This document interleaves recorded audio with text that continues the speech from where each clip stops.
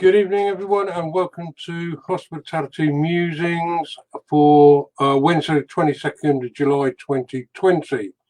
Don't know whether I'm going to be sounding like a chipmunk tonight or not.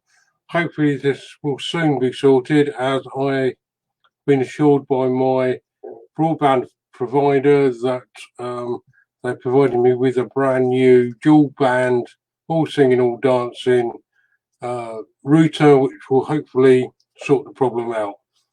They seem to think that 8 devices within the house connected to the Wi-Fi is a lot, but I don't think it is. Be interesting to hear what you have connected to your Wi-Fi within your house and how many units that is. But anyway, this morning I was on an online networking, which we would normally meet face to face, physically, but like a lot of networking, it's taken to the online world using Zoom and various other platforms. The topic from the group leader today was customer service. This was all came out of her looking at the venue she usually uses around Cambridgeshire, to see what they were saying about having reopened, whether they'd reopened, whether they were reopening if they hadn't. Any information like that on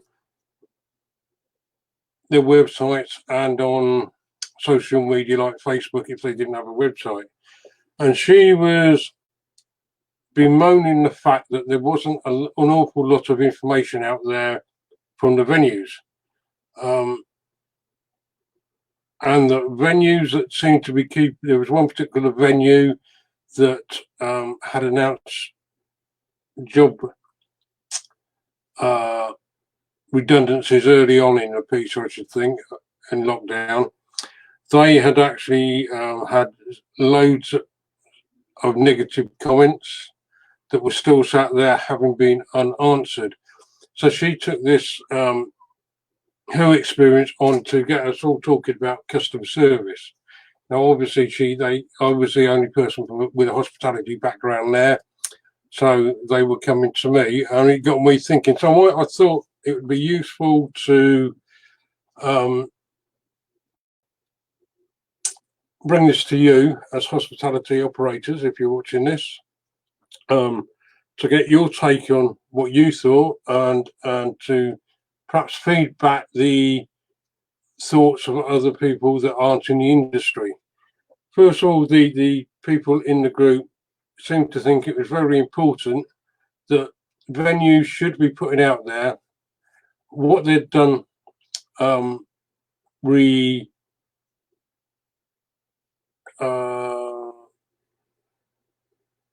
the government guidance to reopening. So what had they actually done? Oh yeah, I forgot. I always forget this bit. If you're watching me live, if you could put in the comments, if you could put live, it's the only way I see who's actually watching. If you've got any questions, please put them in the comments. And if you're catching this at a later date on a replay, again, if you could put replay in the comment, then I can see who came in and say hi and comment on anything you put in there. I do try and make this interactive for about 10 to 15 minutes Monday to Friday. So yeah, they thought that the venue should have done a lot more on putting out there what they'd done to make customers feel happy. They also, hi AJ, the thought was not only was it making the customers feel happy and they would understand what to expect when they got to the venue. I've touched on this before. I mean, I've said that this is what should have happened, but they were saying it would also make the members of staff feel a lot happier. This was actually resonated with a webinar that I was watching this afternoon from the Institute of Hospitality. It was about recruitment, but the moderator from the Institute of Hospitality did say he'd been out to a couple of pubs since lockdown had been eased, and he'd had 2 very differing experiences. One was really good. The venue had actually, there was plenty of signage up. It was obvious what was going on. It was obvious that they had trained their staff in the new way of doing things. And the staff seemed quite happy with it and were nice and relaxed, and therefore made an excellent ambience within the building, excellent experience for the guests and customers. But he contrasted that with another pub he'd gone into where he felt there'd been no training, there'd been no guidance given to the staff, and they were all very, and he said that was not conducive to a pleasant experience from a customer point of view. So they sort of the two things sort of marry up. It would seem that customers are still out there worrying about coming out, and they want to know what you've done. Now, having heard that during this online networking this morning, I actually did a quick survey. I just took 5 random pubs within Peterborough as they came up on the yellow pages. My only criteria for selecting them was I didn't want 5 that I knew were managed pubs, were part of big chains. I wanted a cross section. Out of the 2 out of the 5, so 40% of them had no mention of what measures they'd taken the government guidance to opening, either on a website, if they had one, or on Facebook. There was absolutely nothing. And one of those was one of the very big chains. One that was quite, I'm not going to name it, but he's very high profile and had a lot to say during lockdown and about reopening. I'll let you guess who that was. So that they hadn't done it. 3 of them, yeah, so they were excellent. They had got a customer journey. One even took me through to a video, which I thought was very impressive. Again, that was more of a restaurant. Oh yeah, because I actually looked at some restaurant. That was a restaurant, but again, it's a small group, probably no more than 6 outlets. But yeah, there was you clicked on there, what have we done? It took me through to YouTube video. So that was excellent. So the discussion then went on, and I was drawn into it about customer service. The fact that there was one of the venues this person had looked at had negative comments about having made staff redundant, and as always, you don't always get the full story when someone puts out there. I know Rick Stein got a lot of flack when he announced redundancies, but what people forgot was there was sort of quite a few weeks between lockdown and the government that you might have been able to get. So you don't know the full story, but what this out venue, and it wasn't a pub and it wasn't a restaurant, and it wasn't a client of mine, they had never bothered to go back onto their Facebook page and use comments, which is quite common. I mean, how many of you out there actually go and look at if you've got a Facebook page for your venue, do you go and have a look at the comments? Do you engage with the comments? If you get feedback on TripAdvisor, do you go and see it? Do you ignore the good stuff and just comment on the bad stuff, or do you not comment at all? You can turn a negative feedback into very good feedback. It can become, if you do it right, you can take that through to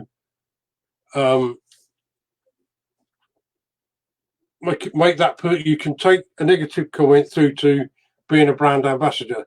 Thanks, AJ. Thanks for that. Then there was also I was asked what I thought about customer service in the industry, and I'm going to be quite blunt. And those of you who meet me and know me will say that it's not going to be the first. I feel that since I started in the industry 30 years ago, there is now very little training. I'm not saying there isn't, that there is no training, but a lot of the smaller venues and a lot of the groups just see staff as coming in and getting the churn, and they don't train them. It's seriously gone down, and I've been banging on coming up to reopening or the end of lockdown, the easing of lockdown, whatever you want to call it. Certainly, the reopening of hospitality business is that your staff had to be trained.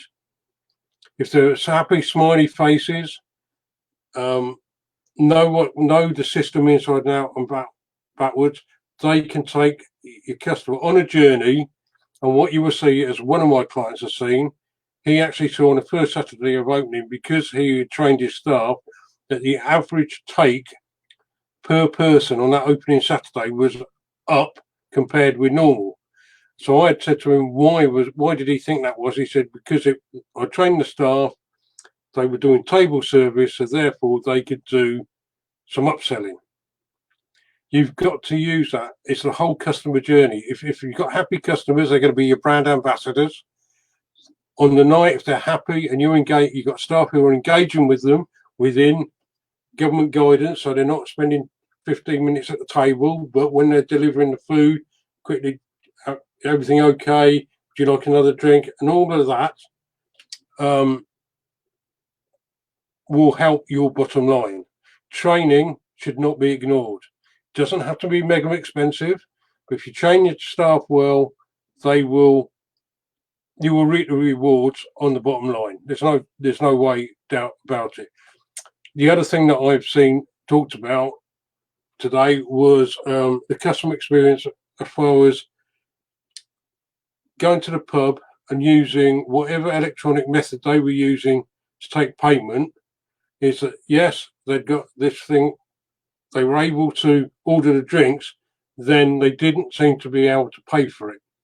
The person I was talking to, it was their son and girlfriend. Well, it might have been daughter and boyfriend, but it was the female of the youngsters had gone out to their favourite pub. It was a chain pub, a very big chain pub. They'd been out to order drinks and food all right, but the experience of trying to pay by card was woeful. So you need to get systems in place and test them. What happens is when you open especially a restaurant, and pre-COVID and all that, you would run with a soft opening. So you get friends and family in. You might even offer a massive discount to locals to come in, just so that you can get people in the restaurant to test your systems, so that you can hone your customer journey and your customer service ready for when you open properly to the general public. Now it is no different. It's probably even more important because you're on 40% less covers or more, depending on your outlet. So you've got to maximise the spend. You've got to be looking at every way on that journey of getting every penny you can out your customers. That's not fleecing them. That's getting them that's upselling to them. You know, when teach your staff that when you go, would you like a dessert, sir? Would you like a coffee with it? If it's in the evening, would you like a dessert, madam? No, I won't. Would you like a coffee? Maybe you'd like a liqueur to go with it. If you don't, what's the worst that's going to happen with your staff? If they ask, they're going to get told no. We're all used to the upselling. If you go to Amazon or any number of the big retailers online, you always get people that brought this have also brought this, or you've looked at this, you might be interested in this as well. That's all upselling, and we're all used to it. We don't have to go down a big American way where it's really in your face, but simple, just asking the question is good customer service, good training, and we'll see you good on the bottom line. So if you find value from what I'm saying on these little 10-15 minute rambles and musings each weekday night, please do tag a friend, share it, invite friends to watch it. As I said, it's live 5:30 Monday to Friday, providing I'm not on site.